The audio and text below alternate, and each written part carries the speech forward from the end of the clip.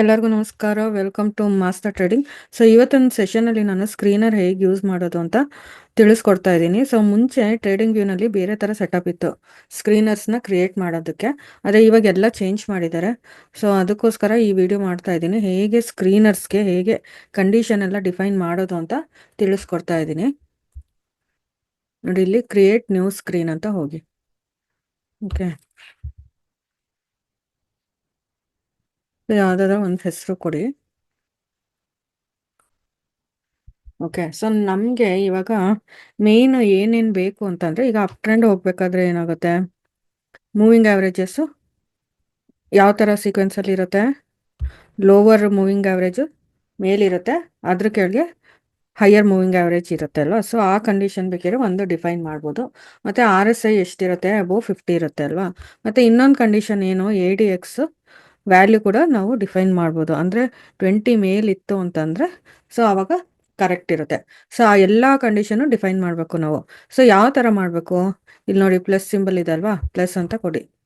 So ಟೆಕ್ನಿಕಲ್ಸ್ಗೆ ಹೋಗಿ, ಟೆಕ್ನಿಕಲ್ಸಲ್ಲಿ ADX ನೋಡಿ, ADX ಅಂತ ಸೆಲೆಕ್ಟ್ ಮಾಡಿ, ADX ಅಂತ ಸೆಲೆಕ್ಟ್ ಮಾಡಿ ಆ್ಯಡ್ ಫಿಲ್ಟರ್ ಅಂತ ಕೊಡಿ. ಸೊ ಇಲ್ಲಿ ಹೋಗ್ಬಿಟ್ಟು ಕ್ಲಿಕ್ ಮಾಡಿ ಮ್ಯಾನ್ಯಲ್ ಸೆಟಪ್ ಹೋಗಿ, ಮ್ಯಾನ್ಯಲ್ ಸೆಟಪ್ ಹೋಗಿ ADX ಇಂಡೆಕ್ಸ್ 14 ಎಬೋ ವ್ಯಾಲ್ಯೂ ಎಷ್ಟು ಕೊಡಬೇಕು, 20 ಕೊಡಿ, ಇಲ್ಲ 25 ಅಂತ ಕೊಡಿ, ಅಪ್ಲೈ ಅಂತ ಕೊಡಿ. ಸರಿನಾ. ಸೊ ಅದೊಂದು ಕಂಡೀಷನ್ ಆಯಿತು. ನೆಕ್ಸ್ಟ್ ಇನ್ನೊಂದು ಮೂವಿಂಗ್ ಆ್ಯಾವ್ರೇಜು, ಟೆಕ್ನಿಕಲ್ಸ್ಗೆ ಹೋಗಿ ಮೂವಿಂಗ್ ಆ್ಯಾವ್ರೇಜ್,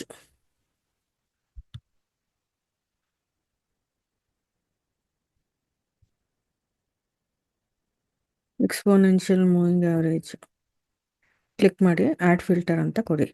ಮತ್ತೆ ಇದನ್ನೇ ಕ್ಲಿಕ್ ಮಾಡಿ ಮ್ಯಾನ್ಯಲ್ ಸೆಟಪ್ ಅಂತ ಮಾಡಿ, ಮ್ಯಾನ್ಯಲ್ ಸೆಟಪ್ ಮಾಡಿ. ನೋಡಿ, ಇಲ್ಲಿ ನಮಗೆ ಅಪ್ ಟ್ರೆಂಡ್ಗೆ ಏನಾಗಬೇಕು, ಸೊ ಲೋವರ್ ವ್ಯಾಲ್ಯೂ ಮೇಲ್ ಬರುತ್ತಲ್ವ. ಸೊ ನಾವು ಯಾವ್ದು ತೊಗೊಳ್ಳೋಣ, 8 ಅಂತ ತೊಗೊಳ್ಳೋಣ. So exponential moving average 8 is above ಯಾವ್ದ್ರದ್ದು ಕೊಡಬೇಕು, ಮತ್ತೆ moving average exponential moving average 20 ಅಂತ ಕೊಡೋಣ. ಸರಿನಾ, 20 ಅಪ್ಲೈ ಅಂತ ಕೊಡಿ. ಸೊ ಬೈ ಡಿಫಾಲ್ಟ್ ಆ್ಯಕ್ಚುಲಿ ಇದೆಲ್ಲ ಏನು ರಿಸಲ್ಟ್ ಬರುತ್ತೆ ಅದು ಡೇ ಚಾರ್ಟ್ ಪ್ರಕಾರ ಇರುತ್ತೆ. ಓಕೆ, ಸೊ ನಮಗೆ ಟೈಮ್ ಫ್ರೇಮ್ ಈಗ ಬೇರೆದು ಬೇಕು, 15 ಮಿನಿಟ್ಸ್ಗೆ ಇಲ್ಲ 30 ಮಿನಿಟ್ಸ್ ಬೇಕು ಅಂತಂದರೆ ನಾವು ಅಪ್ಗ್ರೇಡ್ ಮಾಡ್ಕೋಬೇಕು. ಸೊ ಫ್ರೀ ಅಕೌಂಟಲ್ಲಿ ಆ್ಯಕ್ಚುಲಿ ಇದೆಲ್ಲ ಬರೋ ರಿಸಲ್ಟ್ ಎಲ್ಲ ಏನಾಗಿರುತ್ತೆ, ಡೇ ಚಾರ್ಟ್ ಪ್ರಕಾರ, ಡೇ ಟೈಮ್ ಫ್ರೇಮ್ ಪ್ರಕಾರ ರಿಸಲ್ಟ್ ಬಂದಿರುತ್ತೆ. ಮತ್ತೆ ಪ್ಲಸ್ ಅಂತ ಕೊಡಿ, RSI ಬೇಕು ನಮಗೆ, ಟೆಕ್ನಿಕಲ್ಸ್ಗೆ ಹೋಗಿ RSI. ಸೊ ನಾವು ಇವಾಗ ಕಂಡೀಷನ್ಸ್ ಕೊಡ್ತಿರೋದು ಯಾವುದು, ಬೈಗೆ. So relative index, so add filter ಅಂತ ಕೊಡಿ. ಸೊ ಇದು ಏನಾಗಿರಬೇಕು, ಅಬೋ 50 ಇರಬೇಕು, 60 ಆ್ಯಂಡ್ ಅಬೋ ಅಂತ ಕೊಡಿ. ಬರೋದು. ಸೊ ಈ 3 ಕಂಡೀಷನ್ನು ಪಾಸ್ ಆದರೆ ಸೊ ಯಾವ ರಿಸಲ್ಟ್ ಬರುತ್ತೆ ಅಂತಂದರೆ ನೋಡಿ, ಇಲ್ಲಿ ಡಿಸ್ಪ್ಲೇ ಆಗುತ್ತೆ. ಸೊ ಇದೆಲ್ಲ ಡಿಸ್ಪ್ಲೇ ಆಗಿರೋದು ಏನಾಗಿರುತ್ತೆ, ಡೇ ಟೈಮ್ ಫ್ರೇಮ್ ಪ್ರಕಾರ ಆಗಿರುತ್ತೆ. ಈಗ ಬಜಾಜ್ ಫಿನಾನ್ಸ್ ತೊಗೊಳ್ಳೋಣ ಎಕ್ಸಾಂಪಲ್ಲು, ಬಜಾಜ್ ಫಿನಾನ್ಸ್ ಇದೆ ಅಲ್ವಾ. ಸೊ ಇಲ್ಲಿ ನೋಡಿ ಕಂಡೀಷನ್ನು ಎಲ್ಲ ಫುಲ್ಫಿಲ್ ಆಗಿದೆಯಾ, ಕಂಡೀಷನ್ ಎಲ್ಲ ಕರೆಕ್ಟ್ ಇದೆಯಾ ನೋಡೋಣ. ಓಕೆ, ಸೊ ಇದು ನೋಡಿ moving average 8 is above than 20 ಇದೆ ಅಲ್ವಾ. ನೆಕ್ಸ್ಟು RSI ಎಷ್ಟಿದೆ, ಮೋರ್ ದೆನ್ 60 ಇದೆ. ಮತ್ತು ಈ ಬ್ಲೂ ಕಲರ್ ಲೈನ್ ಇದೆ ಅಲ್ವಾ ADX, ಸೊ ಅದು ಮೋರ್ ದೆನ್ 25 ಇದೆ. So all the conditions are correct in this stock ಅಲ್ವಾ ಬಜಾಜ್ ಫೈನಾನ್ಸ್. ಆದರೆ ನಮಗೆ ಈ ಡೈಲಿ ಡೇ ಟೈಮ್ ಫ್ರೇಮು ಆಪ್ಷನಲ್ಲಿ ಮಾಡೋಕ್ಕಾಗಲ್ಲ. ಓಕೆ, ಯಾಕಂದರೆ ಇವಾಗ ಮೂಮೆಂಟು ಒಂಚೂರು ವೇರಿ ಆದರೂ ಆಪ್ಷನಲ್ಲಿ ಏನಾಗ್ತಾ ಇರುತ್ತೆ, ನಮಗೆ ಕರೆಕ್ಟಾಗಿ ವ್ಯಾಲ್ಯೂ ಬರಲ್ಲ. ಈಗ ಕನ್ಸಲ್ಟೇಷನ್ ಆಗುತ್ತೆ ಅಂತ ಅಂದ್ಕೊಳ್ಳಿ, ಇದು ಅಪ್ ಟ್ರೆಂಡೇ ಹೋಗ್ಬೋದು.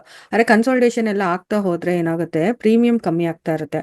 ಸೊ ನಮಗೆ ಬೇಕಾಗಿರೋದು ಐದರ್ 15 ಮಿನಿಟ್ಸ್ ಆರ್ 30 ಮಿನಿಟ್ಸ್ ಟೈಮ್ ಫ್ರೇಮ್ಗೆ. ನೋಡಿ 30 ಮಿನಿಟ್ಸ್ 15 ಮಿನಿಟ್ಸ್ ಟೈಮ್ ಫ್ರೇಮ್ಗೆ ಬೇರೆ ಥರ ಕಂಡೀಷನ್ ಇದೆ. ಸೊ ಇದು ಬೈ ಡಿಫಾಲ್ಟ್ ನಮಗೆ ಡೇ ಟೈಮ್ ಫ್ರೇಮ್ ಬರುತ್ತೆ. ಸೊ ನಮಗೆ ಬೇರೆ ಟೈಮ್ ಫ್ರೇಮ್ ಬೇಕು ಅಂತಂದರೆ ಅಪ್ಗ್ರೇಡ್ ಮಾಡ್ಕೋಬೇಕು. ಅಪ್ಗ್ರೇಡ್ ಮಾಡಿದಾಗ ನಮಗೆ 15 ಮಿನಿಟ್ಸ್ ಆರ್ 30 ಮಿನಿಟ್ಸ್ ಬರುತ್ತೆ.